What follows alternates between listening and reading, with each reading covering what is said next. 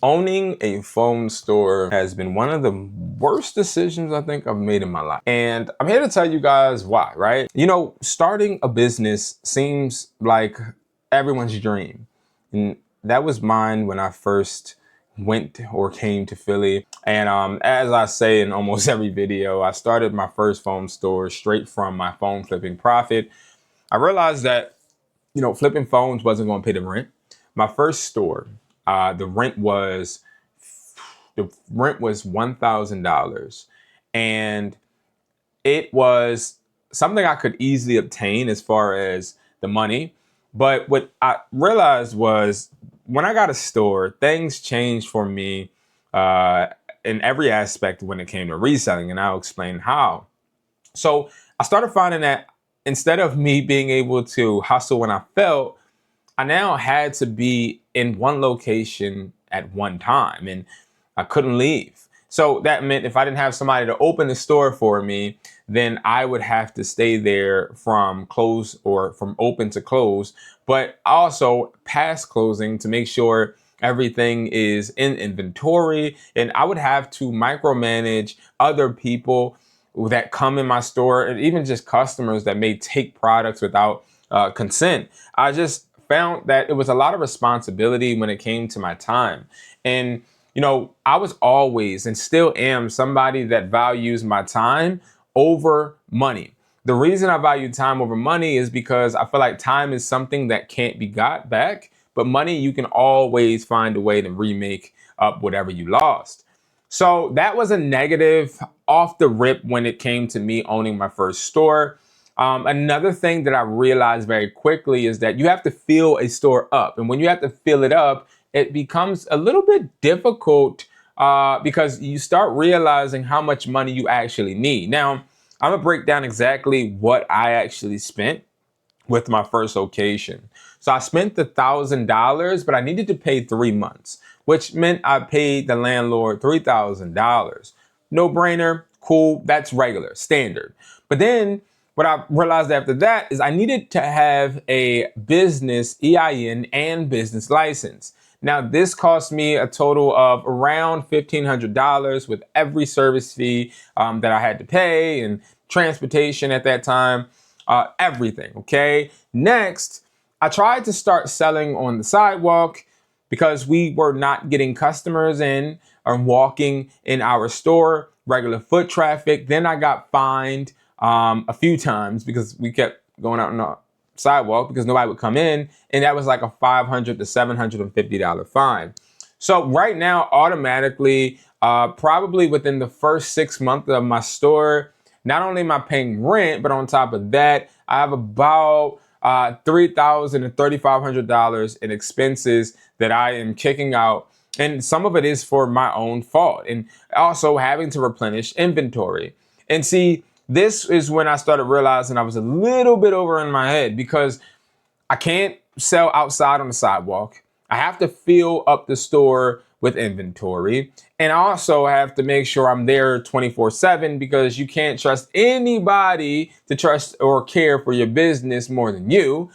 And then that's when I started realizing it's time to delegate. So I ended up hiring friends. And when I hired friends, that's when I started realizing the negative effect owning a business has on your relationships. So as I started hiring people that I felt like I can trust, because remember, I don't want to have anybody in my store that I can't trust with my inventory I'm spending money on.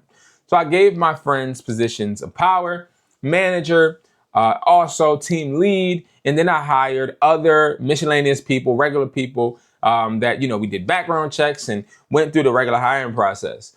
Now, what I started realizing with that was the friends started to feel a little obligated. They started to tell people that it was their business when I wasn't there. They started to power trip. And a lot of this happened because they didn't work their way up to being in that position. I just gave them that position. And that's when I think I started realizing that, you know, there is a art to hierarchy. And when you just start slapping people into different positions, they kind of fit in that position the way they feel fit, right? Now, prime example, managing other people is not easy all the time. Sometimes you got to be empathetic. Sometimes you got to be strict. Sometimes you got to have a listening ear.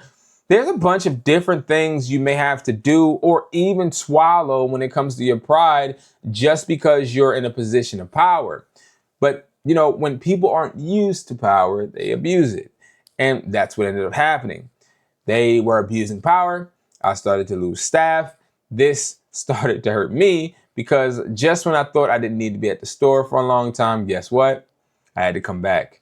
And then when I had to come back, I was pissed off. So I started to talk a little bit more direct and become, to be honest, rude. And then I lost my friends and they quit. Then it was just me again. And see, what I started to fall very, very quick. And this was all within 1 year. So what I ended up doing was I ended up having to close that store down. And I think that I could have used the money I ended up spending. It was total around $30,000 that I invested in that store. I could have brought more products. I could have created more pop-up shops. I could have tried to boost my online sales, because if we talk about sales, starting out, I was making anywhere between $500 to maybe $800, $900 every single week from the store. And that's not good. I should have been making around 3,000, 5,000 per month with the store, and it just wasn't happening. And this ended up causing a lot of trouble because I started realizing, wow, I can't just sell phones and I can't just sell accessories. I need to have some type of service in my store too, because this is not bringing enough walk-in traffic. And that's when I started to actually try and hire repairmen. And that's where I had to start paying hourly. Repairmen wouldn't work for free, nor would they work for a case-by-case basis. They ended up wanting to just work hourly, which was very hard for me, because if I pay a repairman to sit in the store for 5 hours, what if nobody comes in to get their phones repaired? So I was faced with that problem too. And I know it may sound like I'm rambling, but I'm giving you guys a bunch of insight on difficult decisions that I had to make were very daunting, and it also was discouraging. And if I look back on it, guys, a lot of it had to do with the fact that I tried to start a store before I could afford 3 times that rent online selling or at a pop-up shop selling consistently. I think I started a store just to give that perception that I was a boss, instead of taking my time and working on my online presence, working on my flea markets, and trying to get the money there so that I would be able to afford rent and be able to take care of my store in any capacity, be able to hire people without having to stress about if they're making me money every single day. These were things that I wish I would have knew starting my store. And I'm gonna give you guys a little game. When I talk to store owners now, whether it's a third-party store owner that owns AT&T or maybe a partner of some cell phone companies, or even Amazon DSP owners, a lot of them tell me that owning your own business as far as a brick and mortar is one of the worst things they've done as well. Because rent can always get inflated, especially when your lease is up and you're doing good. The landlord does see you doing well and they want to take advantage. So what they end up doing is they raise your rent. And this has happened to me about a few times. Now, I've had a total of 4 stores, and I probably saw a rent raised every 2 years. On the Broad Street location, I started paying $1,500. Now I'm all the way up to $25. And that's insane.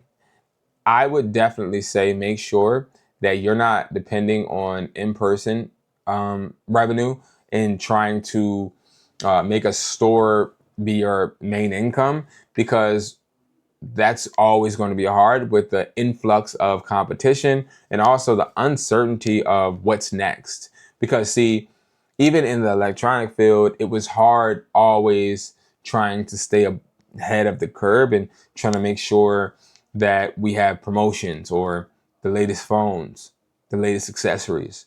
especially when you didn't sell what you already have.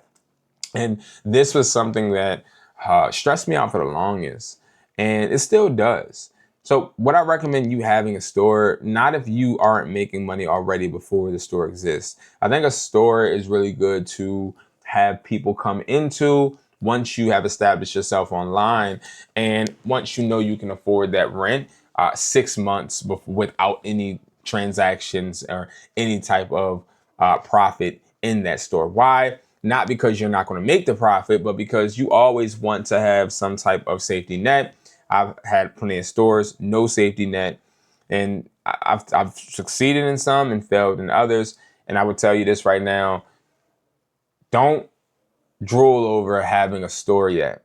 Focus on building what you can control without paying the most upfront. The biggest investment you should be investing in right now is products, because you want to make sure these products are selling way more than you want to try and just have a store so you can tell people that you're a store owner.